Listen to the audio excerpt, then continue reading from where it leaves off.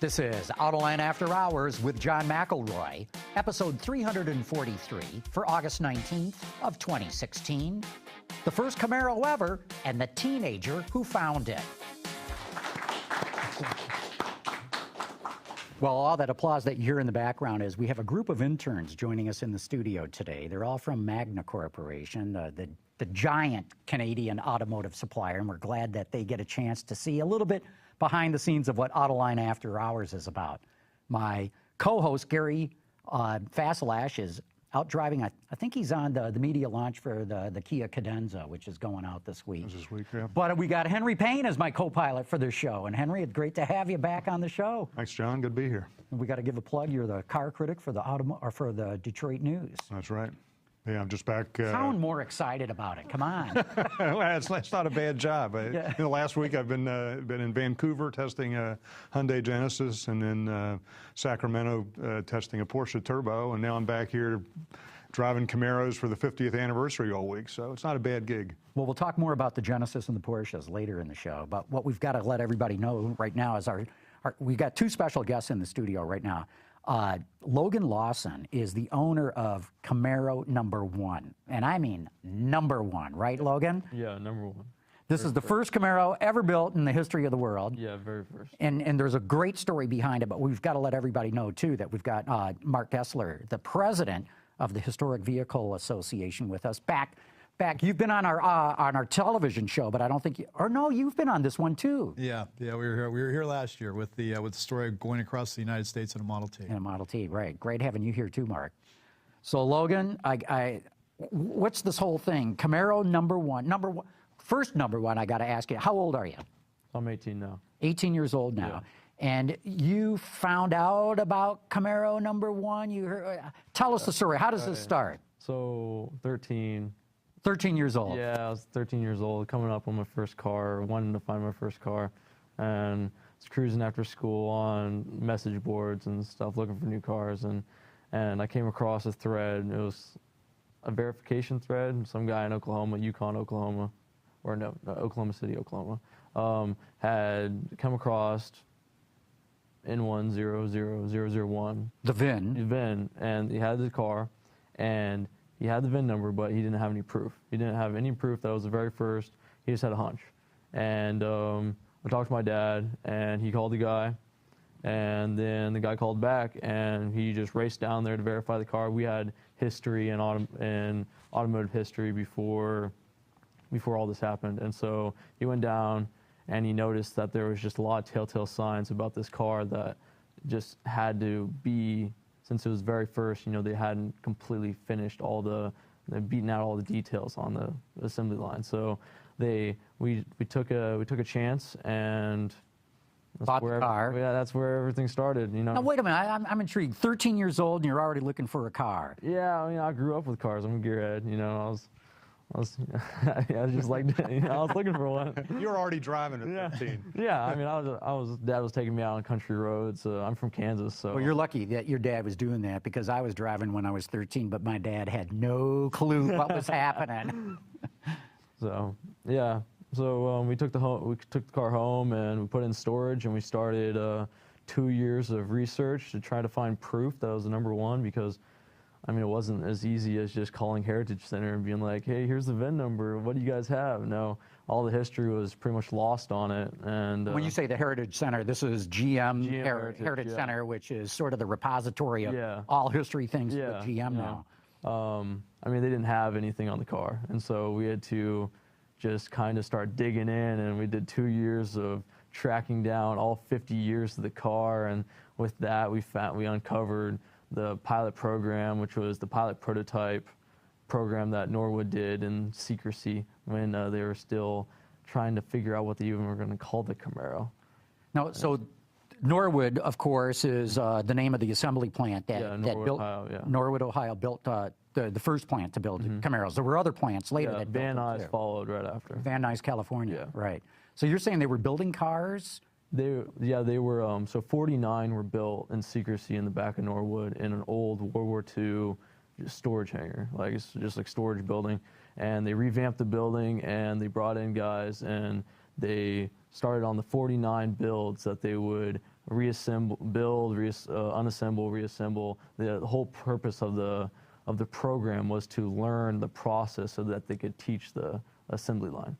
And so, I mean, starting with number one, inline six, 3-on tree, no options. Everyone asks, why an inline six? It's a Camaro and you should have a V8 in it. No, inline six because it's the most basic configuration you could have. You know, start with something easy, and then throughout the 49 that they built, they started like ramping up the options, started getting into 327s, 350s, all the options, you know, dual exhaust, air conditioning, everything. And so Mark, you must be intrigued by this, you know, head of the Historic Vehicle Association. I'm intrigued by this 49 build you said, pre-production, or yeah.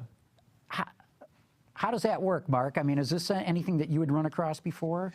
Well, the Camaro program seemed to be really special in terms of just the secrecy behind it, which was completely unlike what Mustang was doing by contrast. I mean, you know, Ford was out there teasing the marketplace with Mustang 1, Mustang 2, and, you know, they were amping it all up. And so, I mean, of course, it came out of the gates like a rocket ship. And, of course, GM's sitting there, okay, well, you know, we need to play in this game too, but we're going to play a little different. We're going to design it, and we're going to keep it under wraps. And it was under wraps. I mean, this car was built back in May of 1966. That's why we're here. Yep. 66 on the 67. So it was a 67 model year, built in middle of 66. And I mean, it was literally this month, August of 1966, that the dealers got together here in Detroit, booked Cadillac Hotel, still standing there downtown. And that's when it got revealed to the dealers. And within a month, September, I think, 29th, a month later, you could buy one in your showroom. Yeah. Yeah. Well, I mean, it was, as you say, it was different than the Mustang program. I mean, Chevy was really caught out by Mustang. They were promoting the, what was the rear engine, the Corvair, that was their, you know, sporty car. They didn't really take this idea serious of a pony car, and all of a sudden, Mustang comes out of the gates and sells almost 1 million in the first 18 months. I mean, 1 million of these things. Can you imagine that? 1 million pony cars going off the line at Ford. And so, I mean, the Chevy program is really a crash program, isn't it? I mean, as you got into the car, I mean, what did you see in the car? I mean, one of the stories of the development of this car is it's sort of half body on frame and half unibody, right? Yeah. The way it's constructed. Oh yeah, it's pretty much exactly what you're saying. So it's like unibody, and we're looking at the car, all the pieces were marked, hand-built, prototype. You know, they're still they were working directly with Fisher Body, and they were really close. So anything that they needed changed, they just tell Fisher Body, half a day later, just ship it back, and they were beating out all the process, all the details in the process. So in today's world, you know, automakers will build what they call pre-production cars. Yeah. And it's not the mules that are tested out at the proving ground. These are built in the assembly plant, you know, production intent. And these days they'll build like 150 cars, and then they'll get them into the hands of employees and dealers and all that for fast feedback, find any kind of problems or anything like that. And when that program's done, they're crushed, and that's that. Yeah. But you're saying you've got your hands on what really is kind of a pre-production car number one, and it ended up for sale. Yeah, so what you're talking about, the mules and stuff, the mules were also part of the 49. So like a certain amount of the 49 were sales convention cars, a certain amount were mules, a certain amount went on road trips to California. For development. Yeah, and that's when they figured out axle hop, and they had to change all that on the SS. And so the sales convention cars, they were required with show paint, and they had number one was it had a static lighting display. You plug it into 110, and they could flash all the lights to music. And so at the hotel where it was unveiled, it had a static lighting display. We have a film that is VIN number specific for when it was unveiled at the sales convention, and showing all the lights flashing, and it's pretty cool. So yeah, I'm kind of knocked out about this. That what's clearly a development car This one was not a mule, though. No. So, it was, Just so if people don't know, mules that's the inside industry jargon. That's the car that you take out and beat the hell out of on the test track. yeah. No, so sales convention cars, they and the build, the body tags, they were all manipulated by the IBM, they manipulated the IBM computer so that they would be actually able to sell them. They would get past legal. And so, once the sales convention cars were done, the dealers had the option to get them.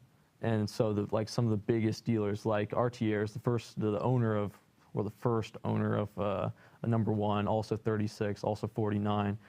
He requested number one. He saw the significance of number one, and so he got 3 cars right off the sales convention cars. So theoretically, he could be the very first Camaro collector ever. So yeah, it's interesting because 50 years removed, we all look at these cars as icons, but at the time, this is a crash program. I've got a Porsche 908, which has become an iconic Porsche racing car. But same thing, in the 60s, when Porsche was racing, I mean, these were crash one-year programs to try to get these things out the door.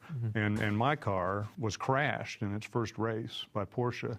Goes into the privateer market, and it's really hard to track down its provenance, where it gets handed down. I mean, how did you piece that together? When you got this car, it had no engine in it, right? Oh no, it had an engine. It had an engine. It had an engine. Yeah. So, well, we kind of get into that. That's later into the history, but so. I mean, tracking down the provenance, I mean, it had several owners. So it went from RTR's. RTR's used it as a selling point, had it right in the middle of his showroom. And he would just use it to bring in people and to sell the 67 Camaro, 68 Camaro. And then he had it for about 2.5 years. And then after that, he sold it to a family friend that I went to church with, Linda Sue Johnson. And then she drove it and then sold it to Alvis Harper, which was the father of the captain of the football team, straight A student. He needed a car, and then unlucky enough, Alvis, his son, or his adopted son, because Alvis couldn't have kids, he talked his dad into getting him a high performance car because the inline 6 wasn't doing it enough for him, and unlucky, his son passed away in the new car, and so Alvis, seeing the car in his garage for 6 months, every time he passed it, he just couldn't stand it, and so he just shoveled it off real quick to any guy that would buy it right away, and that was a local race car builder, and the race car builder, so Linda Sue Johnson, Alvis Harper, even the race car builder, they all knew of the significance that it was the very first. And so the race car builder went in, and when he was turning it into an NHRA bracket racer, he stripped all the original parts off of it and saved them. And so when he did that, and then he started racing it, and it was at that point he put a different drivetrain in? Did he put a cage in it? No, roll bar and all that? Yeah. He put big block, put a whole new all new powertrain in it. Made it kind of lightweight. Saved everything that he took off of it. He saved. He packaged it up, put it in his barn. It wasn't the first car that he had stripped.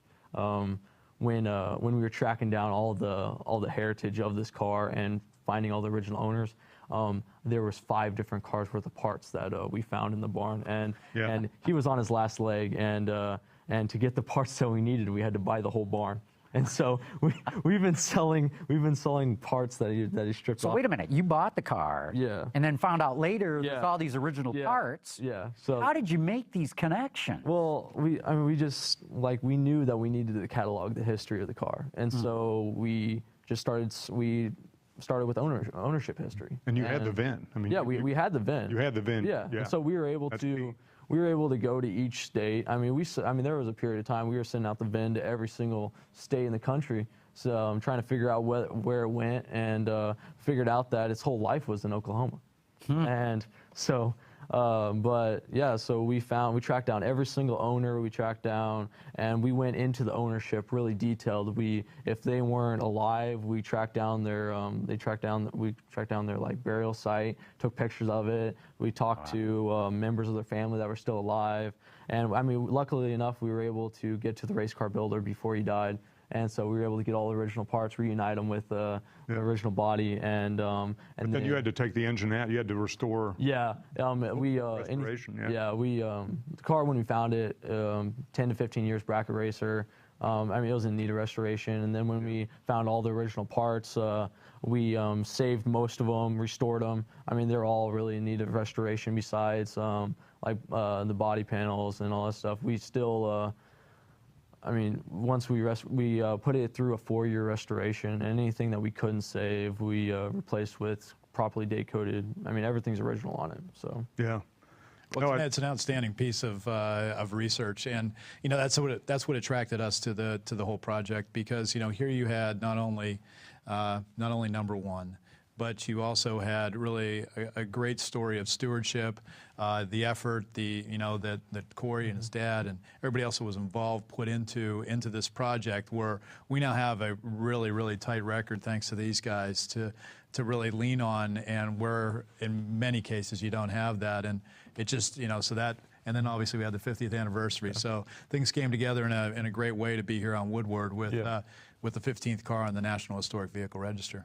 Mark, how important is a car like this? I mean, you're the guy who's tracking the history of these things. Well, it's incredibly important in the sense that it's the first, okay? But what's important about it is it represents really an important point in automotive history in America, because it was this car, not this, it's the Camaro that launched really the biggest rivalry that's, among the biggest rivalries in the history of the automotive industry, and it's one that continues to rage today. And if you talk about, I mean, we're out here, we're at Woodward, we're seeing what's happening out here. Everybody identifies with the Camaro Mustang story, and it's part of America. It's a deep part of our culture. It's something that everybody celebrates, and almost everybody's got a connection to. It's part of automobility. It's part of our it's part of who we are. And a car like this, I mean, and the decades that followed, it's deep into American culture and something that we want to celebrate. And when you have an artifact like this, where you can point to it and say, "Oh my goodness, the first one," really, I think it helps people sort of identify with the entire story and their own story. And our whole objective is to bring America's automotive heritage to the American people, and so we put it on display out here at Woodward in a museum-style case, glass case, right next to Woodward for this week. And it's the idea of bringing heritage here, something important that people wouldn't have otherwise seen. In fact, we've got a time-lapse video that we shot, or had shot, of the car being loaded into its glass box. I guess it's like a trophy case. Yeah. Oh yeah. Hey, Carmen, let's run that video clip right now.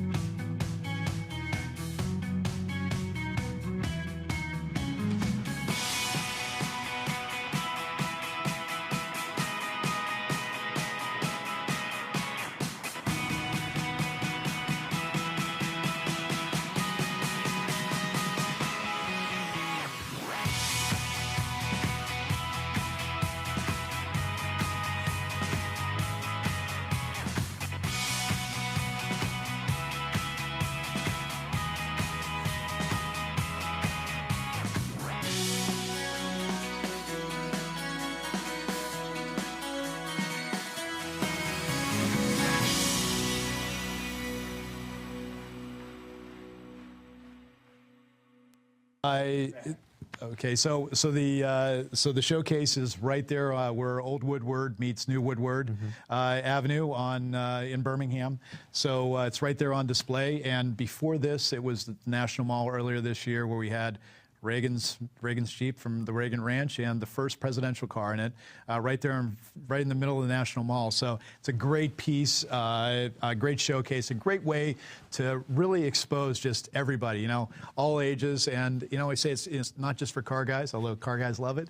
It's also all about, you know, sharing it with the American people. So, you know, everybody loves it, and it's a great way to share something special. And boy, this is something pretty special. Yeah.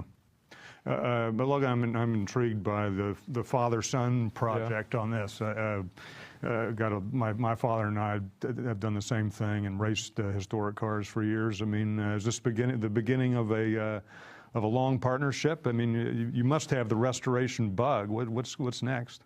Well, I mean, in finding, I mean, so working with GM Heritage, I mean, when we unearthed the pilot book, which was like kind of like the holy grail of the pilot prototypes like program, it had the build of every single 49 cars, and I mean, it told you it was in possession of the pilot coordinator, the person in charge of the whole thing. And so when we found that, we were able to start tracking down. I mean, when we found that, we started working with Heritage, and they were like, well, I mean, you did such a good job on number one. Can you document all 49 cars along with the 3 knockdown copies that they sent to Van Nuys for learning purposes at Van Nuys, since that was another production plant? And so, I mean, in the process of so we were trying to figure out how many cars actually existed today, because you're right. I mean, a lot of them were crushed. I mean, a lot of them were mules, but the sales convention cars got out lucky, and some of them were given to top brass, you know, some of them were not. And so along with that, we found that there were about 10 that still existed. All of them have been verified. We went to, made sure that they were real deal. And along with that process, we were able to acquire some of the other pilot prototypes. And so we have other prototypes that are in the lined up for restoration. Oh, that's right. There's about 4 of them, right? Yes. What do you got? You got 15? We have 1, 10. 10 is the sister car of 1, all Granada gold, just like 1, but convertible. And it's the earliest known to exist convertible to exist right now. And then we have 31, which is nothing. The only thing special about it is a pilot prototype. It's red, black convertible. And then 49. So that's the second prototype Z28 to come out of the engineering garage at GM. And so, those are all lined up. And then we have, 4 of the 49 were used for, they were ordered omit powertrain. So they were sent off without anything besides just the body, everything on it, and then they were stripped because this was going on right during Lunar Rover kind of GM thing. And in our research, we found out that GM had a tremendous part in the Lunar Rover. I mean, we have more stuff to break later, but I mean, that's another time. That's right. A lot of people don't know that General Motors was involved in the design of the Lunar Rover. Is that Lunar Rover, is it a solid rear axle, or is it a rear? So the 4, they actually stripped it down to meet weight, and they tested reliability test for all the components that ran on the Lunar Rover. And so after that, the 4 cars were then, all the components were taken off and then sent to the engineering garage, the prototype garage, and so 49, prototype Z28, second, and then 28, the Californian factory prep race car, and other ones they were all turned into, the Alexander brothers. They were big on the scene, custom car makers. GM, a lot of they specialized in faux grills, and they were big on the sales convention cars. And they were in charge of 3 of them, along with the Californian. The Californian special because it has a bubble hood. They were advertising the possibility of factory prepped race cars, and so it was. So it has a bubble hood like the Cherokee, the Corvette Cherokee. No, don't know that either. So the so the bubble hood with the Webbers underneath. So you at the show you could see the Webbers because it had a clear bubble on the top of the hood, and so they were during that time they were advertising all that. So we have prototypes that are coming up and big stories going on with GM involvement in electric car stuff that will break. Hopefully we'll be back to talk to you again. Cool. No. Hey, we've got a couple of questions coming in from the audience. Armin wants to know, has Chevy ever tried to buy the car back from you? No, that is a very popular question. And honestly, we got the car completely restored. And then, I mean, we were working with GM Heritage, and they've never needed to buy the car from us because they're like, hey, can you be here? And we're like, certainly, yeah, I mean, why not? Why not work with GM on helping showcase this car? And so 2016 unveil at Belle Isle, Barrett-Jackson, Arizona during the Kettering donation, the charity car that they sold. And I mean, we're working with GM on this event too. And so they've never really needed to buy the car from us. Armin also wants to know, would you ever sell it? I'm hoping to keep it in the family. I think the price just went up. Hey, he's got 4 more. Bob D wants to know, how many of the pre-production 49s are still in existence?